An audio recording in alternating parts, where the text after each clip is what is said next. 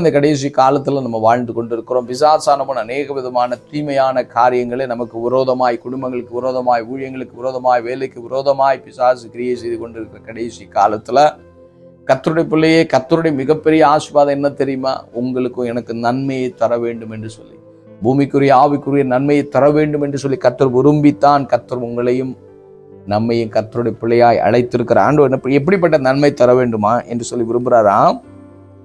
பரிபூரண நன்மை. சாதாரண நன்மை இல்லை. உலகத்துல ஒருவேளை கொஞ்சம் நன்மை மற்றவர்களுக்கு கிடைக்கலாம். ஆனால் கர்த்தருடைய பிள்ளைகளுக்கு பரிபூரண நன்மையை கர்த்தர் தர வேண்டும் என்று சொல்லி கர்த்தர் விரும்புகிறார். அதனால ஐயோ, என் வாழ்க்கையில எல்லாமே தீமையாய் நடக்கிறது, நான் எதிர்பார்த்தது ஒன்று நடந்து கொண்டிருக்கிறது ஒன்று என்று சொல்லி நீங்க சோர்ந்து போயிருக்கிறீர்களா?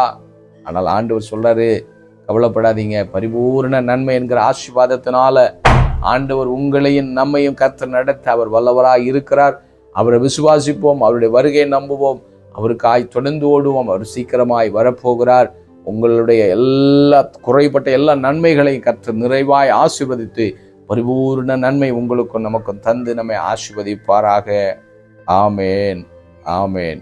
Price the Lord.